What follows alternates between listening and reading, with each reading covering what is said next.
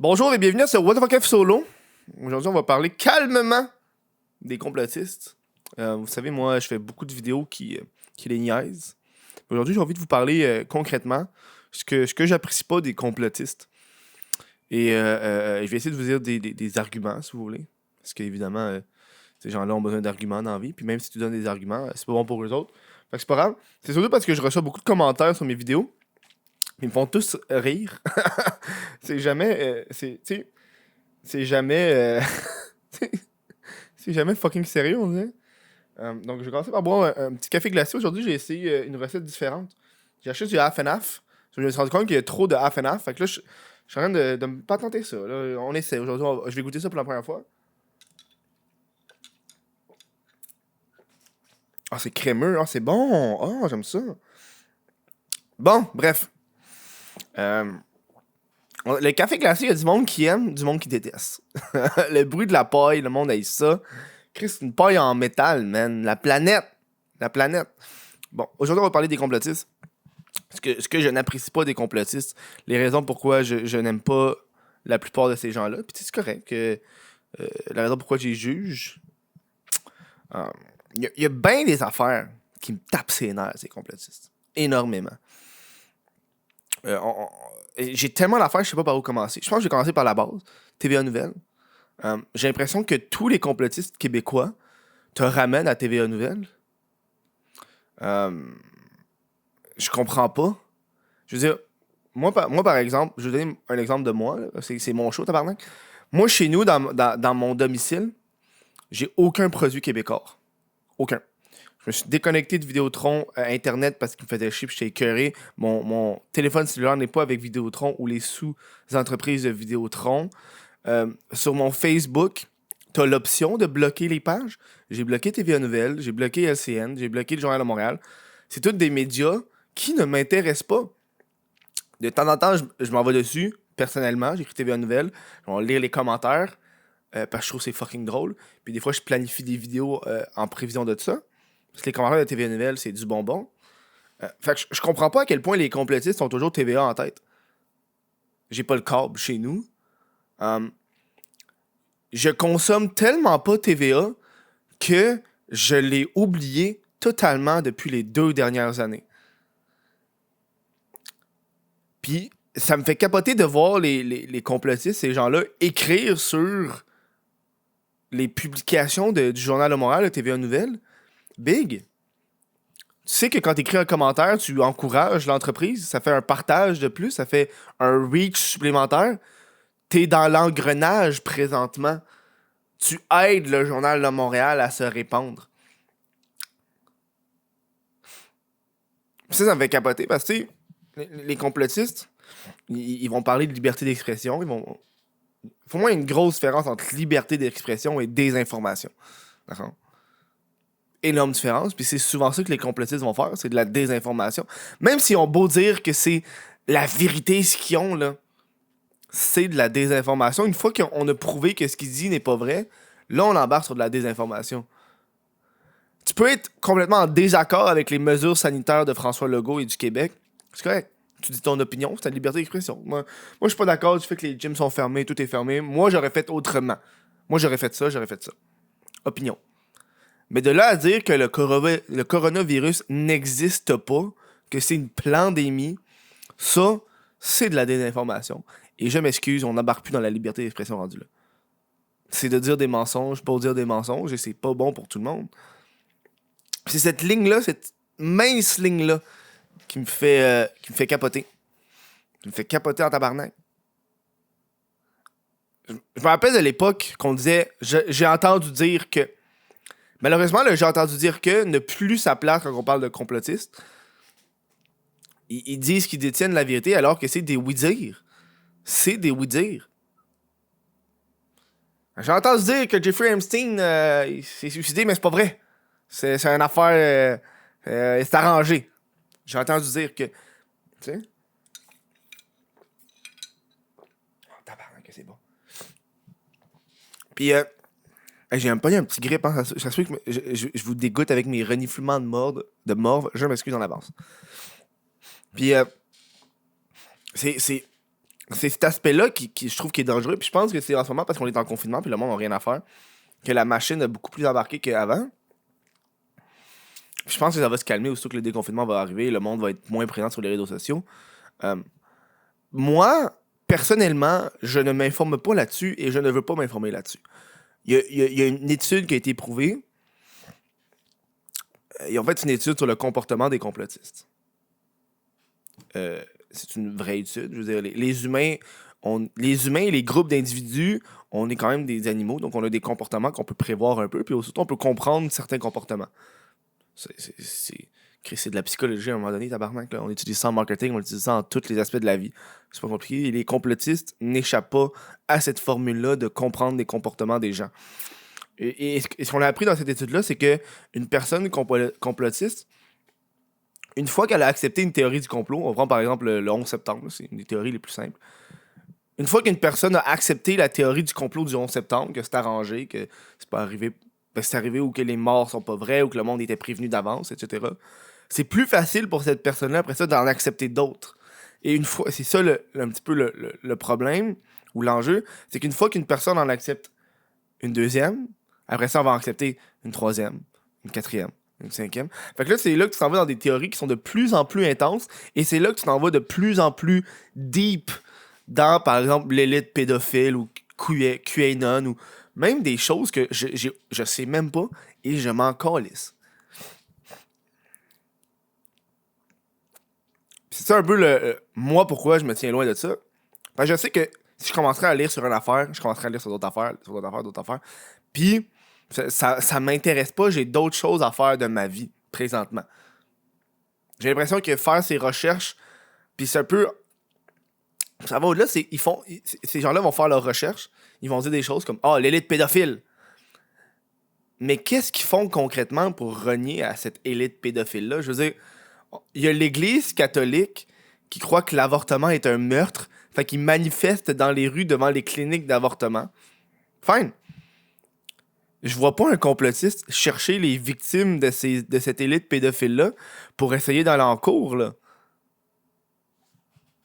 Puis encore, ça se peut que ça arrive, ça se peut qu'il y ait quelqu'un qui le fasse pour de vrai, puis cette personne-là, elle a déjà plus mon respect de complotiste que le gars qui reste chez lui, qui calisse rien, puis qui fait juste googler sans arrêt.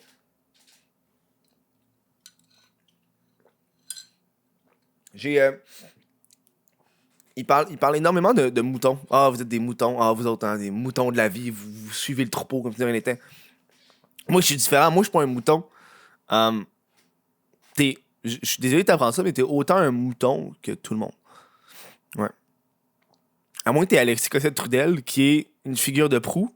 Lui, c'est comme le gars du berger, là, c'est le fermier. Puis tout le monde qui l'écoute, c'est les moutons parce qu'ils vont dévorer ses mots. T'es un mouton des sites que tu consommes. T'es un mouton de choses. T'as beau. T'es pas unique. Une chose que j'ai appris dans la vie, t'es pas spécial. Personne. Ça, c'est assez rough de nos jours de dire ça à quelqu'un. T'es pas spécial. T'es pas spécial. Pas parce que t'écoutes pas TVA, mais t'arrêtes pas d'en parler, t'arrêtes pas de commenter que t'es unique.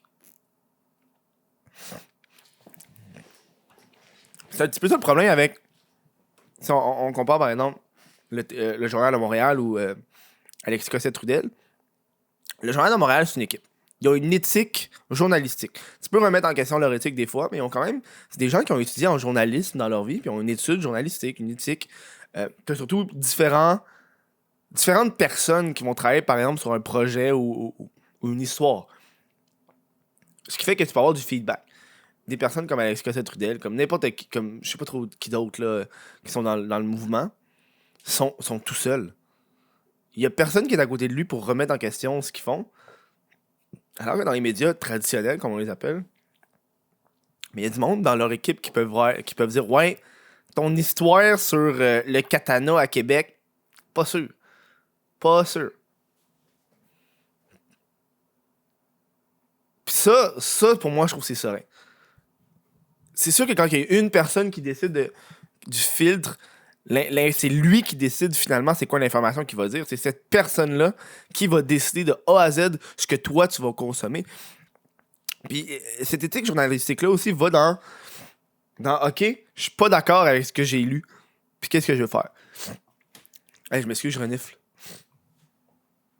C'est dégueulasse. Je suis un esti de gros porc. Je vais donner un exemple parfait de... Les journalistes vont au-delà de leur clavier. Et c'est ça que je trouve qui fait une grosse différence entre un complotiste et un journaliste. L'exemple parfait, c'est que j'ai vu passer, quand il y a eu les élections américaines, là, Trump il dit il y a du monde qui sont morts puis qui ont voté. Puis là, tu avais une liste de noms de gens morts que leur vote aurait passé. Ça, j'ai vu ça passer sur Reddit, j'ai vu ça passer un peu partout. Puis je sais qu'il y a une chaîne américaine journalistique qui a vu la liste puis qui a pas juste fait ah, ben, gars, ça, c'est du monde mort. Voici la liste. C'est du monde qui sont morts, il y a leur vote à voter. Ils ont contacté ces gens-là. Puis, guess what? Ils étaient tous en vie.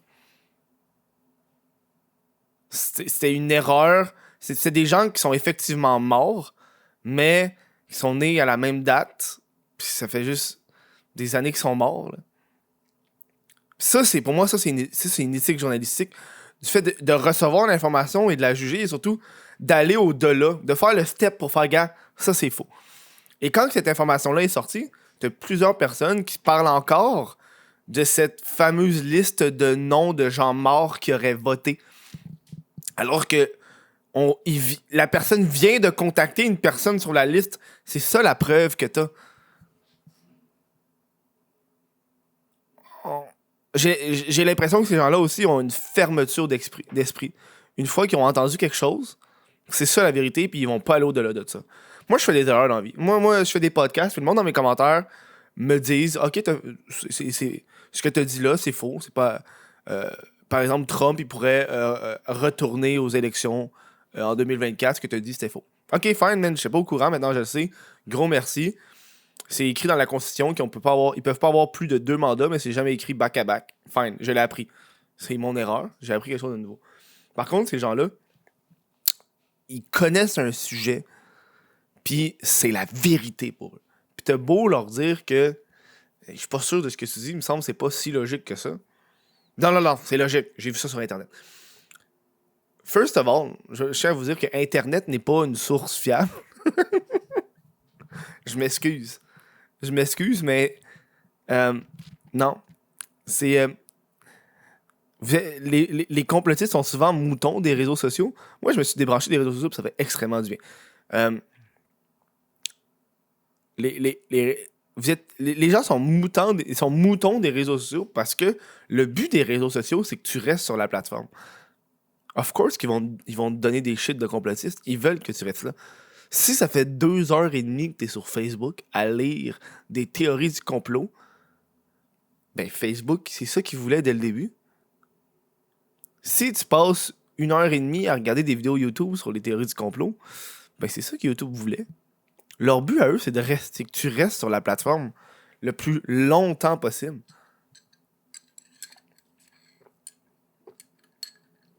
Quand tu arrives sur un site de nouvelles, leur but à eux, c'est que tu restes le plus longtemps sur leur site de nouvelles.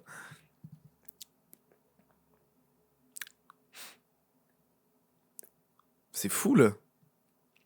Puis t'as cet aspect de genre... Ils détestent les médias traditionnels. Ah, les médias traditionnels, ils font juste faire peur. Ah, leur but à eux, c'est...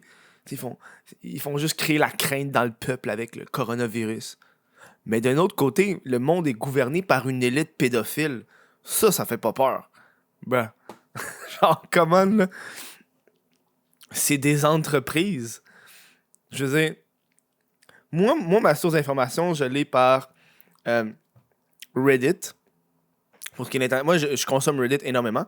Puis ça donne que l'information au niveau du monde, c'est surtout Reddit. Quand il y a eu quand il y a eu l'explosion dans. Je ne me rappelle plus dans quel pays, là, l'usine qui a explosé. J'ai vu ça sur Reddit. Je suis cool. C'est là j'apprends toutes les nouvelles internationales. J'apprends ça sur Reddit. Puis quand en plus sur des nouvelles plus locaux, moi je suis un amateur de Radio-Canada parce que je préfère leur formule. Je trouve qu'ils sont beaucoup moins sensationnalistes que TVA Nouvelles. Puis sont un petit peu plus internationales que TVA Nouvelles. T'sais, ils vont plus parler de politique américaine, ce genre d'affaires-là. Moi, je préfère cela. Puis j'aime un petit peu la presse, mais pas tant que ça. Mettons, je consomme plus la presse que TVA Nouvelles. Ça, c'est mes médias que je consomme personnellement. Puis je consomme pas ça tous les jours. Je consomme ça de temps en temps. Des fois, j'ouvre mon application Radio-Canada, je reste là 5 minutes, je regarde qu'est-ce qu'il y a. Merci, bonsoir, je finis. Voilà. C'est ce que j'apporte à l'actualité moderne. Moi, si ça parle pas de mon emploi de travail ou dans mon domaine que je suis, ça m'intéresse un peu moins. Honnêtement, là, c'est ce que je te dis. Puis je pense que le monde aime juste pas les petits Joe connaissants dans la vie. Puis c'est ça un peu. Tu sais, on va aller dans les théories du complot les plus loufoques. La Terre est plate, par exemple. On peut en revenir à un moment donné, là. Chris. Ça va. Puis je pense aussi qu'ils consomment beaucoup de choses parce qu'ils sont dans leur bulle. Internet, le but d'Internet, c'est de créer une bulle. Les réseaux sociaux te créent une bulle de confort pour que tu restes là-dessus. Tu sais, mettons, si tu as voté pour la CAQ, je sais pas, Québec solidaire. Mettons, Québec solidaire. C'est sûr que tu vas recevoir plus d'informations sur ton Facebook qui a rapport à Québec solidaire, puis un peu le mouvement Québec solidaire, puis l'environnement, cette affaire-là. Puis ensuite, tu vas avoir une publication de la CAQ, et là, tu vas être en tabarnak parce que Chris, c'est pas pour eux que j'ai voté, puis je m'en calisse. Same shit si t'as voté pour la CAQ, Québec solidaire. Fait que le but de ces réseaux sociaux-là, c'est de te créer une bulle d'enfermement pour que tu consommes des choses qui t'attirent toi, pour que tu restes le plus longtemps sur leur plateforme, pour que tu restes un mouton de Facebook puis de YouTube. Puis c'est la même affaire sur tous les réseaux sociaux, VK, parler, peu importe, c'est ça leur but. Puis j'ai l'impression que des fois, ça ferait du bien au monde de décrocher de ça. Genre, fine, t'apprends des shit sur des... Je sais pas, la Terre est plate ou peu importe. À un moment donné, Chris, passe à autre chose. Là. C'est... Je veux dire, c'est ça un peu aussi la beauté des scientifiques, c'est que... Puis encore là, c'est ça aussi. Des fois, ils vont trouver un scientifique qui a rapport avec leur façon de penser. Tu sais, par exemple, là, pendant le confinement, t'as un scientifique qui va dire que je suis pas d'accord avec les méthodes de confinement. Puis là, ils vont tous se rallier en arrière de ce scientifique-là. C'est comme, gars, on n'est pas calme, on a un scientifique avec nous autres, on a un médecin qui est d'accord. Le médecin est d'accord avec nous autres. Un médecin. Il n'y a pas juste un médecin dans le monde. Il n'y a pas juste, tu sais, je veux dire. C'est comme quand t'écoutes. Tu sais, c'est comme quand t'écoutes les pubs, là, qui passent à la TV. 9 dentistes sur 10 recommandent Sensodine. Tabarnak, tu penses-tu que c'est vrai? Ouais, non? Pas parce qu'il y a un médecin qui dit ça que c'est vrai, là, pour tous les médecins. Je veux dire, c'est un peu la beauté de l'univers scientifique. C'est que t'as des scientifiques qui vont regarder des théories d'une personne, puis ils vont dire, moi, je suis pas d'accord avec ce que tu vas faire. Fait que je vais faire des tests, puis je vais commencer à checker pour refuter un peu ce que tu dis. Ou je trouve qu'il y a peut-être une anomalie, ou etc. Leur but, c'est jamais de trouver des arguments à leur agenda. Tu sais, je veux dire, là, en ce moment, avec le confinement, il y a beaucoup de monde qui voulait des réponses à leurs questions. Des réponses au confinement, des réponses au virus. Fait qu'ils sont allés sur les réseaux sociaux pour trouver une réponse à leur questionnement. Alors que c'est pas ça du tout la méthode scientifique. Là. Je veux dire, la méthode scientifique, c'est que tu fais des tests, puis après ça, tu checkes la réponse. Tu checkes qu'est-ce que ça fait. Tu fais fumer une grenouille, puis après ça, tu vois qu'elle explose. C'est pas... Je veux envie qu'une grenouille explose, fait que moi, il faut faire des affaires. Tu sais, veux dire?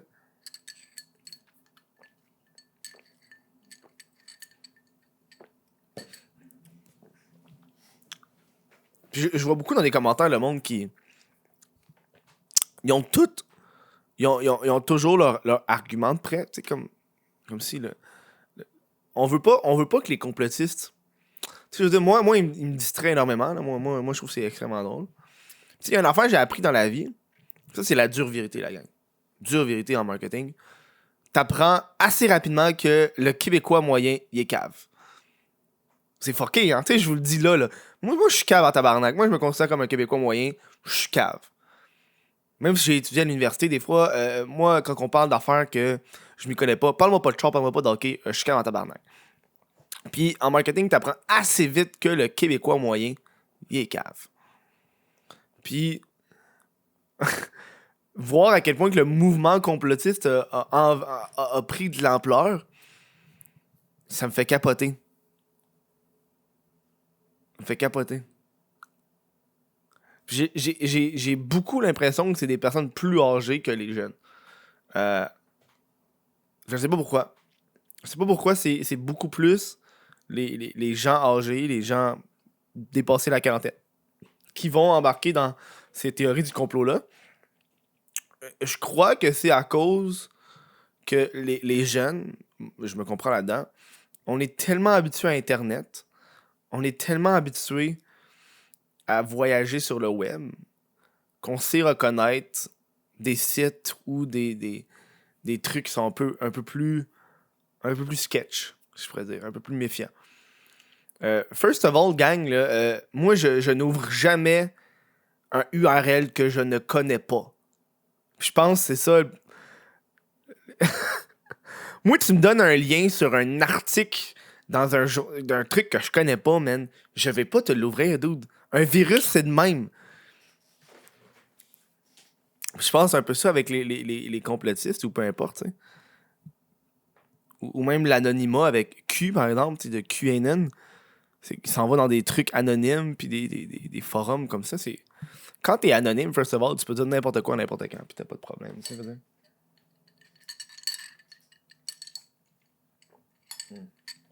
je sais pas, il me tape ses nerfs, tabarnak. Qu'est-ce que je te dis? Ça me tape ses nerfs. Genre, honnêtement, je serais tellement content de voir ces complotistes-là faire autre chose de leur vie. C'est bien beau que tu connaisses tout l'aspect de ce monde, mais qu'est-ce que tu vas faire? Moi, c'est ça que je veux savoir. Tu sais, il n'y a pas de réveil, la gang. Je veux dire, à moins que tu t'en vas en politique puis tu changes concrètement les affaires, tu vas rien faire. Je veux dire, moi je suis un créateur de contenu web, j'ai des plateformes, j'ai des millions de visionnements. Je pourrais faire de quoi si je deviens complotiste? Ça m'intéresse pas. Puis je préfère que le monde fasse des actions concrètes. Tu sais, comme donner à des œuvres de charité. Tu sais, des affaires qui vont vraiment faire une vraie fucking différence. Pas parce que tu connais les histoires de Bill Gates que t'es meilleur que tout le monde. Là, je veux dire. C'est fou, là. Ça fait capoter. Ils font capoter. Ils font perdre les nerfs. Bon, moi, je vais vous laisser avant que je pète une couche parce que j'ai l'émotion qui embarque. Puis moi, les complotistes, je ne suis pas capable. Je suis pas capable. Je suis pas capable. À un moment donné, passons à autre chose, s'il vous plaît. Je pense que j'ai dit tout ce que j'avais à dire sans les insulter, j'espère. Sans les insulter. Si je vous ai insulté, ben, si tu veux. Hein, n'hésitez pas à mettre des commentaires dans les vidéos. Le monde j'ai remarqué le monde, quand tu parles d'Alexis Cossette-Trudel, si t'es pas en accord avec lui, le monde on te dislike ça, là. C'est fou, là. C'est fou. Ça me fait capoter. Bref, je veux remercier des Patreons. Je vous rappelle que la meilleure façon de supporter le What the Fuck Kev solo ou même le Chris de podcast, c'est sur patreon.com/What the Fuck Kev. Moi, je demande juste une pièce par mois. Merci, bonsoir, ça paye mon café glacé. Je suis extrêmement heureux.